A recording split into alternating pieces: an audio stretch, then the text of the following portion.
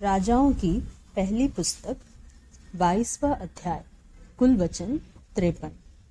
Ahab का अंतिम युद्ध। और 3 वर्ष तक अरामी और इस्राएली बिना युद्ध रहे। तीसरे वर्ष में यहूदा का राजा यहोशापात इस्राएल के राजा के पास गया। तब इस्राएल के राजा ने अपने कर्मचारियों से कहा, क्या तुमको मालूम है कि गिलाद का रामोत हमारा है?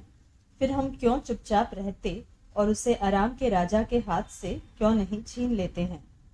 और उसने यहोशापात से पूछा, क्या तू मेरे संग गिलाद के रामोत से लड़ने के लिए जाएगा? यहोशापात ने इस्राएल के राजा को उत्तर दिया, जैसा तू है वैसा मैं भी हूँ। जैसी तेरी प्रजा है वैसी ही मेरी भी प्रजा है, और जैसे तेरे घोड़े हैं वैसे ही मेरे भी घोड़े हैं। फिर यहोशापात ने इस्राएल के राजा से कहा कि आज यहोवा की इच्छा मालूम कर ले। तब इस्राएल के राजा ने नबियों को, जो कोई 400 पुरुष थे, इकट्ठा करके उनसे पूछा, क्या मैं गिलाद के रामोत से युद्ध करने के लिए चढ़ाई करूं व रुका रहूं? उन्होंने उत्तर दिया, चढ़ाई कर, क्योंकि प्रभु उसको राजा के हाथ में कर देगा। परंतु यहोशापात ने पूछा, क्या यहाँ यहोवा का और भी कोई नबी नहीं है जिससे हम पूछ ले? इस्राएल के राजा ने यहोशापात से कहा, हाँ, इमला का पुत्र मीकायाह एक पुरुष और है जिसके द्वारा हम यहोवा से पूछ सकते हैं, परंतु मैं उससे घृणा रखता हूँ, क्योंकि वह मेरे विषय कल्याण की नहीं वरन हानि ही की भविष्यवाणी करता है। यहोशापात ने कहा, राजा ऐसा न कहे। तब इस्राएल के राजा ने एक हाकिम को बुलवाकर कहा, इमला के पुत्र मीकायाह को फुर्ती से ले आ। इस्राएल का राजा और यहूदा का राजा यहोशापात अपने अपने राजवस्त्र पहने हुए शोमरोन के फाटक में एक खुले स्थान में अपने अपने सिंहासन पर विराजमान थे, और सब भविष्यद्वक्ता उनके सम्मुख भविष्यवाणी कर रहे थे। तब कनाना के पुत्र सिदकिय्याह ने लोहे के सींग बनाकर कहा, यहोवा यो कहता है कि इनसे तू अरामियों को मारते मारते नाश कर डालेगा। और सब नबियों ने इसी आशय की भविष्यवाणी करके कहा, गिलाद के रामोत पर चढ़ाई कर और तू कृतार्थ हो, क्योंकि यहोवा उसे राजा के हाथ में कर देगा।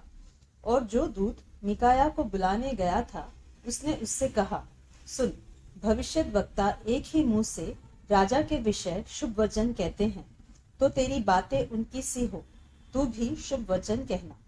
मीकायाह ने कहा, यहोवा के जीवन की शपथ, जो कुछ यहोवा मुझसे कहे वही मैं कहूंगा।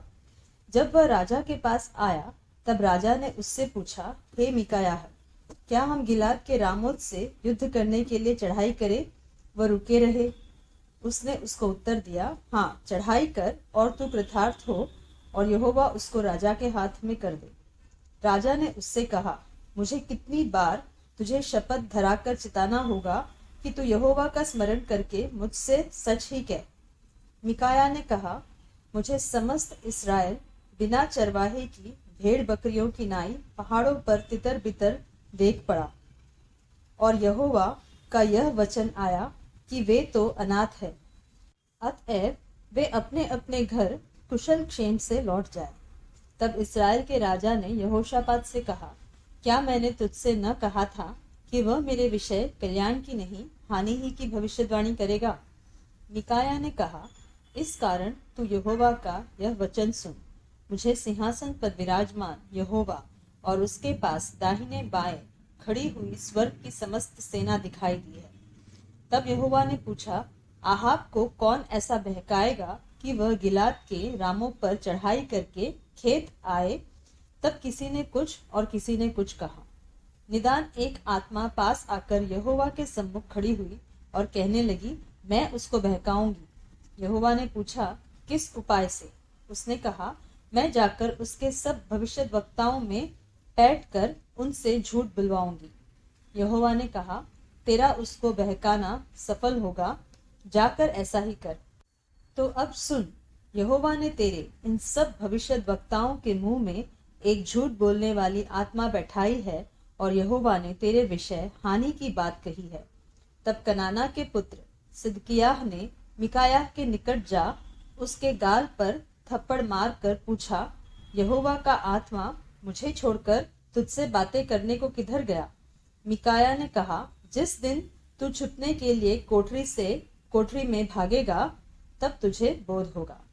तब इस्राएल के राजा ने कहा, मिकाया को नगर के हाकिम आमोन और योआश राजकुमार के पास ले जा और उनसे कह, राजा यो कहता है कि इसको बंदी गृह में डालो और जब तक मैं कुशल से न आऊं तब तक इसे दुख की रोटी और पानी दिया करो।